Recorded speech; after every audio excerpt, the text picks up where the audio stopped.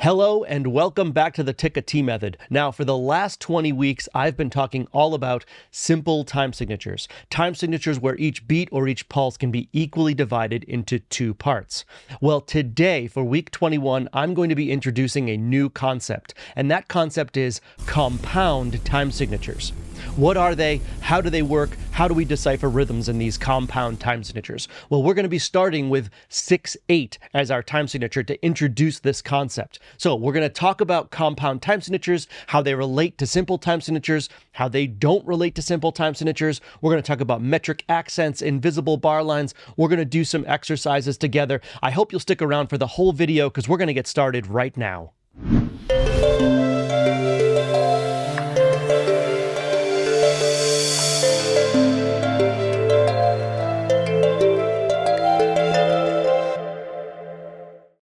Okay, here we are at the first page of week 21 and week 22. This is another 2-week concept because I feel like we need to really dive into compound time signatures just a little bit so that we can really wrap our heads around what they are and how they differ from simple time signatures. However, and with that said, I'm going to focus only on the time signature 6/8 for weeks 21 and 22. In week 23, I'm going to introduce more compound time signatures, but for now, we're going to stay in this one time signature just so that we can really understand it. So let's start off by getting a basic understanding of what compound time signatures are by reading this top paragraph. Read along with me. We know that simple time signatures have beats that are subdivided into two equal halves. A compound time signature has beats that are divided into three equal parts. The example on the left below shows a quarter note that gets the beat, for example, in common time, being subdivided into two eighth notes. The example on the right shows a dotted quarter note. That's the note that gets the beat, for example, in our newly introduced 6/8 time signature, and I'll explain more about 6/8 in a moment. Stay tuned. Being subdivided into three eighth notes. This is the difference between simple and compound time signatures. Simple, the beats are divided into two equal parts, and in compound, the beats or the pulses are divided into three equal parts. And as I mentioned, the first compound time signature we're going to learn here is 6/8. 6/8 means that there are two beats in the measure. The dotted quarter note gets the beat, and each one of those dotted quarter notes can be divided into three equal eighth notes. Now, some of you out there are thinking, wait a minute, it says 6/8. Doesn't that mean that there's 6 beats in the measure and the eighth note gets the beat? Well, let's pause for a moment. I'm going to give you some advice here. When you see a 6, a 9, or a 12, numbers that are divisible by 3, on the top of a time signature, I would venture to guess, and in my opinion, that 90% plus of the time it's going to be a compound time signature. Now, does that mean that 6/8 can never be a simple time signature? Can it never be 6 beats in the measure and the eighth note gets the beat? Well, later in the book, when we get a little more advanced, yes, at a very slow tempo, 6/8 can actually be a simple time signature. But for our case here, and in an effort to introduce compound time signatures appropriately, 6/8 will be a compound duple time signature.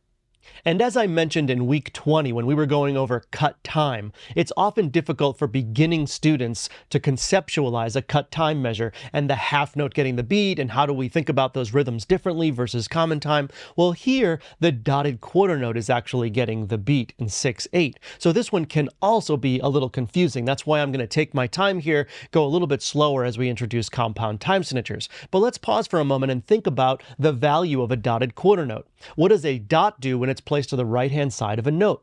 Well, in this case, we have a quarter note with a dot to the right-hand side. A quarter note is equal to 2 eighth notes. Half of a quarter note is 1 eighth note. When we combine them or add them together, we have 3 eighth notes. So is the value of a dotted quarter note in common time different than the value of a dotted quarter note in 6/8? The answer is no, it's the same value. However, the function of the dotted quarter note in common time is slightly different than the function of a dotted quarter note in 6/8, because the dotted quarter note is getting the beat, is getting the pulse, and therefore that beat is being equally divided into those 3 eighth notes. I hope that makes sense. Let's now look at the two examples towards the bottom of the page where we're comparing a simple time signature to a compound time signature. Let's look at the one on the left first. We have 2/4, which means by definition 2 beats in the measure and the quarter note gets the beat. Each one of those quarter notes is equally divided into 2 eighth notes. We have a simple duple time signature here. It is a symmetrical time signature, meaning that we can have an invisible bar line that divides the measure in half. Our metric accent for simple duple is an accent on beat 1 with no accent or an insignificant accent on beat 2. Now, let's look at 6/8, the one here on the right-hand side. We have 2 beats in the measure, but the dotted quarter note is getting the beat, which is divided into 3 equal parts. So we have a compound duple time signature, but it is still a symmetrical time signature, where the invisible bar line can divide the measure directly in half. The metric accent for a compound duple time signature is also on the first beat with a non-existent or insignificant accent on that second beat. So, symmetrical measures, yes. Metric accents, the same. 2 beats in each measure, identical. The difference is that in the simple time signature, we're dividing each beat into 2 equal parts, and in the compound time signature, we're dividing each of the beats into 3 equal parts with that dotted quarter note getting the beat. I'd like to now briefly talk about the Tik-A Tee verbiage and how it applies to compound time signatures. A lot of the other methods or systems out there for vocalizing rhythms may incorporate triplets into their verbiage in compound time signatures, but I want to make this very, very clear. A dotted quarter note being broken down into 3 equal parts in a compound time signature is not triplets. Triplets imply a borrowed division in simple time signature, and we're going to get into that later in the book. There's a reason why I haven't even introduced triplets in my book yet. They're introduced later. Once we understand simple time signatures and compound time signatures, we can then talk about borrowed division, which is what triplets actually are. So, therefore, in the Tik-A Tee method, when we break down this dotted quarter note, the eighth notes remain T. So it would sound like this, a 6/8 measure. I'll do 2 measures in a row subdivided into eighth notes. 1, 2, ready, and T, T, T, T, T, T, T, T, T, T, T, T. Okay, notice how I'm not saying triplet, which is the verbiage in the Tik-A Tee method for triplets, a borrowed division, again, that I'll talk about later in the book. So I want to make this really clear. In the Tik-A Tee method, the verbiage in compound time signatures remains the same. Eighth notes will not be triplets. They will simply be T. I hope that makes sense. And since I just did an example of 2 measures in 6/8, here's what I want to do. I'm going to do 2 measures of 2/4, immediately followed by 2 measures of 6/8, so you can begin to feel the difference between simple and compound. I'll give a 2 measure count off. Here it is. 1, 2, ready, and T, T, T, T, T, T, T, T, T, T, T, T, T, T, T, T, T, T, T, T. So you can begin to feel the groove or the rhythm and conceptualize the difference between simple and compound time signatures. There is a feel to it, just like there was in cut time for week 20, there will be for week 21 and week 22 when we're in 6/8. So I hope that helps. And at the bottom of the page, I'm talking about the note and rest value that takes up an entire measure in 6/8. And in this case, it's a dotted half note or a dotted half rest. And I note here that some publishers will actually just put in a whole rest in a measure to designate an entire measure of rest in 6/8. And that's just because we as musicians, when we see a bar line and then a whole rest and then another bar line, we know it's an entire measure of rest. But mathematically, a whole rest actually doesn't make much sense. It's just because we've been so accustomed to a whole rest being an entire measure rest that it kind of makes sense. But mathematically, if they wanted to do it correctly, it would actually be a dotted half rest. But with that said, let's pause for a moment. We know that in common time, a dotted half note gets 3 beats. Let's think about the math. A half note gets 2 beats. A dot placed to the right-hand side of a note head adds half of its value to itself. A half of a half note is a quarter note, which gets 1 beat. We add 2 plus 1 to get 3 beats. Therefore, in common time, a dotted half note gets 3 beats. It sounds like this. Ta, release. then why is it in 6/8 a dotted half note gets 2 beats? It all has to do with where the beat is landing, where the pulse is happening. In 4/4, the pulse or the beat is happening on every single quarter note. In 6/8, the beat or the pulse is happening in every single dotted quarter note. And if we look at the math behind a dotted quarter note, it takes 3/8 notes to make a dotted quarter note. If we combine 2 dotted quarter notes, now stay with me, we have 6/8 notes. 6/8 notes is equal to 3 quarter notes, is equal to 2 dotted quarter notes. So the value of a dotted quarter note, the value of a dotted half note doesn't change between common time and 6/8.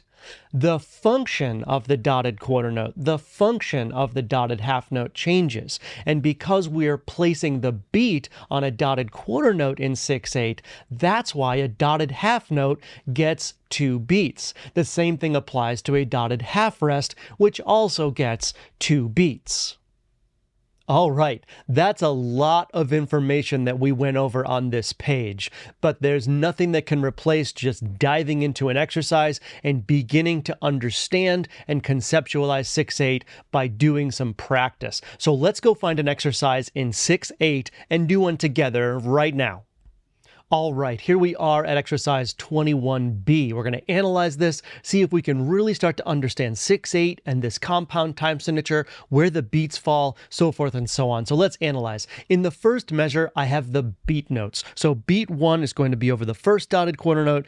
Beat 2 is going to happen over the second dotted quarter note. That's where the metronome will be clicking. And this is what we really have to start conceptualizing when we see 6/8, that the dotted quarter note is where the metronome click is going to be happening. That's the pulse. In measure 2, I have the division of those 2 dotted quarter notes, but I threw in a little tie there for a little more fun. So in the first grouping of 3/8 notes, that's beat 1. The second grouping of 3/8 notes, that's beat 2, but I've got a tie happening there, so I'm going to parenthesize beat 2 because we're not going to re-articulate that T. Here's what measure 2 would sound like. 1, 2, ready, and T, T, T, T, T. All right, kind of a fun measure with that tie in there. Going on to measure 3, beat 1's going to happen here, and beat 2 is going to happen over this dotted quarter note. So we really have to start seeing where beat 1 is and where beat 2 is. In the fourth measure, this dotted quarter rest is going to be beat 1, and this dotted quarter note is going to be beat 2. While we're holding that, we can certainly be looking ahead to measure 5. And in that first measure on the second line, we've got a dotted quarter note here on beat 1, and that first eighth note of the 3/8 note grouping happening on beat 2. And you'll notice that that third eighth note ties into measure 6. So when I go into measure 6, I'm going to put a beat 1 here over that first eighth note, but I'm going to parenthesize it because we're not going to re-articulate it. Then beat 2 will happen over this dotted quarter note. Now, notice how measure 7 and measure 2 are identical. So beat 1 is happening here, beat 2 parenthesized is happening here. Those two measures are the same. Going into the last measure, measure 8, we've got a dotted quarter note here on beat 1, followed by a rest here, a dotted quarter rest on beat 2. So that's the analysis of exercise 21B. And I hope that you're starting to see where the metronome is going to be clicking and how those dotted quarter notes are broken down into those eighth notes.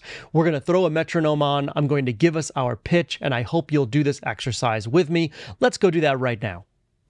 And as you probably noticed, I've changed up the metronome yet again. Today's metronome comes to us from imusic-school.com. So thank you to the folks at that website for offering up a free online simple metronome. You'll notice that I have it at 60 beats per minute. That means the dotted quarter note equals 60 in this case for our 6/8 time signature. And that's what you would see in your music notation. Dotted quarter note equals 60. So every one of those pulses is a dotted quarter note. I'm going to continue to sing our exercises on a G3. That's the pitch that I'll be singing it on. You're welcome to join me on that note, an octave lower, an octave higher, or a different note altogether. But the idea is that you vocalize this exercise with me. So let's get the metronome started. Here we go. There it is. Here's our G3. That's what I'll be singing the exercise on. I'm going to give us a 2-measure count off, then we're off to the races. 1, 2, ready, and ta, ta, tee, tee, tee, tee, tee, tee, tee, tee, ta. Ta, ta, tee, tee, tee, tee, tee, ta, tee, tee, tee, tee, tee, ta. All right, let's stop that metronome. And hopefully you're starting to understand and conceptualize 6/8. There's a very specific groove to it, with that dotted quarter note getting the pulse and that dotted quarter note being broken down into 3 equal parts. There's a very certain groove or feel to 6/8, and the more exercises we do, the more that you'll hopefully begin to feel that groove. Okay, we need to know, did we do this correctly? Did we make some mistakes? I think I might have slowed down or sped up in a couple of spots, but I want to go check it against the MP3. We find the MP3 for exercise 21B at my website, and we go listen to it to check our accuracy. Let's go do that together right now. All right, here we are at my website where you can find all 363 of the MP3s. Let's review our options here as I do in every video. Your options when listening to these MP3s. Number 1, just listen to the MP3 and check your accuracy that way, because this MP3 serves as the quote-unquote answer for the exercise. Option number 2 is to vocalize along with the MP3. And option number 3, especially if your primary instrument isn't the voice, you want to break out your instrument and play along with the MP3. Okay, so those are your 3 options. Choose one now, because I'm going to press play on exercise 21B right now.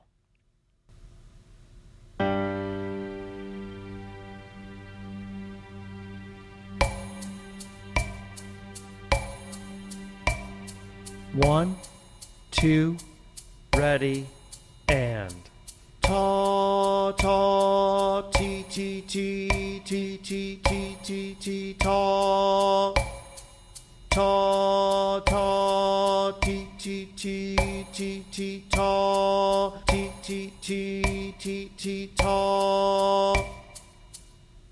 Okay, there you have it, exercise 21B. And you'll notice in the metronome that I use to record all these MP3s in compound time signatures throughout the book, I have the principal beats, the dotted quarter notes, being really loud and emphasized, but I also subdivided each of the beats into those 3 equal parts, so you can sort of hear all 6 of the eighth notes happening, but the dotted quarter note pulses are emphasized.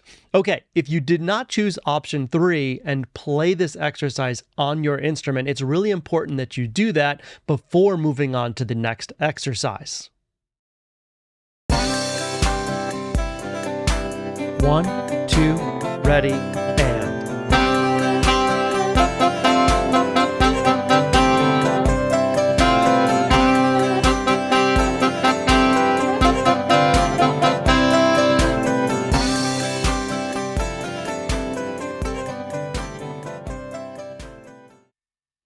Okay, let's do one more exercise. Let's look at exercise 21D. Now, this one has a lot of common rhythms that you'll find in 6/8. So let's get to the analysis. On beat 1, we've got this quarter note. A quarter note is 2 eighth notes, which means we're not done with beat 1 yet. That's where this eighth note right here comes into play. Remember, a dotted quarter note's getting a beat, which means that every 3 eighth notes is a beat. So that eighth note is incorporated into beat 1.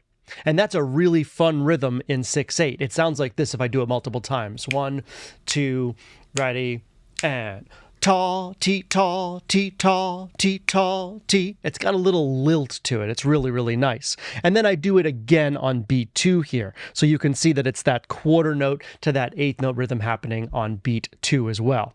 Then in measure 2, we've got 3 eighth notes. We've got beat 2 happening over that dotted quarter note. We've got 3 eighth notes again here on beat 1 in measure 3. And then we've got that really cool lilting rhythm here on beat 2, that quarter note to the eighth note. Remember, that totals up to 3 eighth notes. And then we do it again here on beat 1 in the 4th measure, and we close it off with this dotted quarter note, giving us that opportunity to be looking ahead at measure 5. And in measure 5, or that first measure on the second line, you'll notice that I have the inverse of our little lilting pattern. Instead of a quarter note going to an eighth note, we have an eighth note going to a quarter note. So if I put the little bracket over this, that's beat 1, because an eighth note plus a quarter note equals 3 eighth notes equals a dotted quarter note. That will take up beat 1. Here's what this reverse lilting rhythm sounds like multiple times in a row.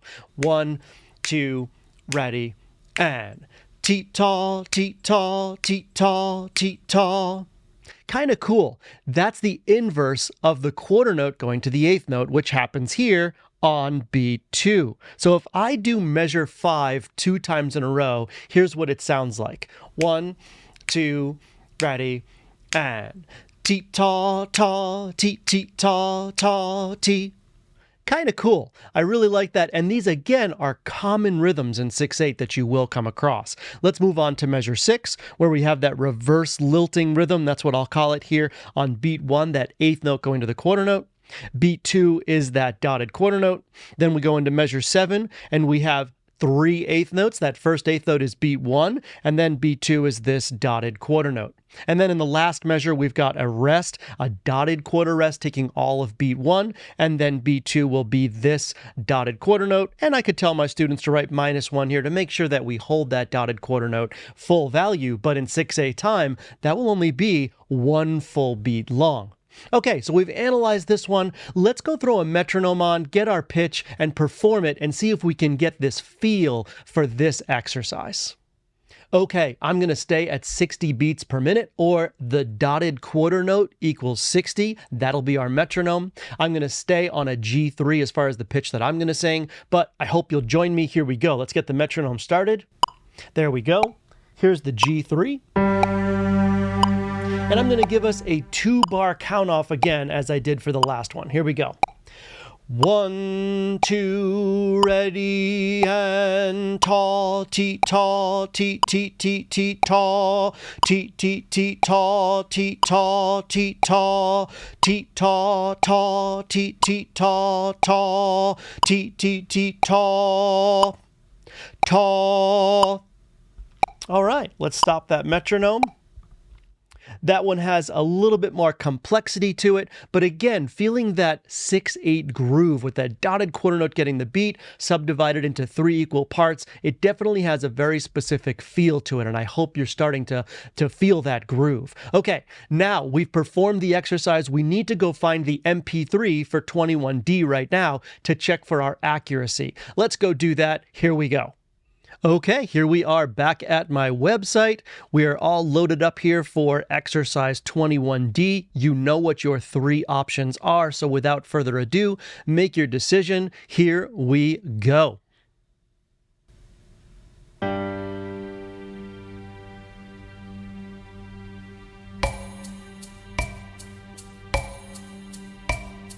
One, 2, ready, and taw, tee, taw, tee, tee, tee, tee, taw, tee, tee, tee, taw, tee, taw, tee, taw, tee, taw, taw, tee, tee, taw, taw, tee, tee, tee, taw, taw.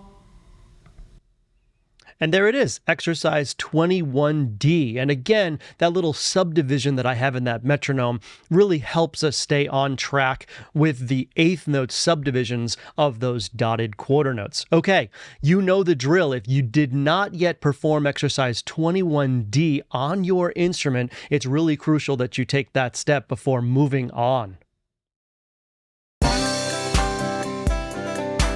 1, 2, ready, and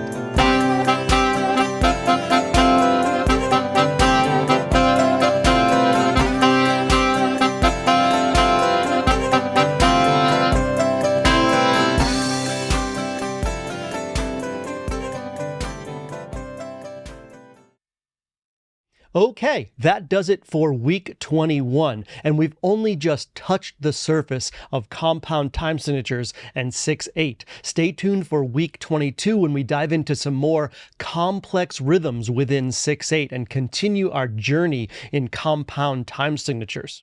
That's why it's so important that you go out and get my book, because there's so much more information and so many more exercises you can practice. It's available at my website, roncastonguay.com. It's also available on Amazon and at jwpepper.com. I also have a store on Amazon, Ron Castonguay Music. Go check it out. There are a lot of great resources there for music professionals, educators, and students alike. And while you're at it, please help out the channel. Hit that like and subscribe button and that notification bell so you get the latest video, and leave a comment below. I will respond to any and all comments. Okay, so until we get into some more complex compound time signature exercises in 6/8 for week 22, I hope you'll join me. I will see you then.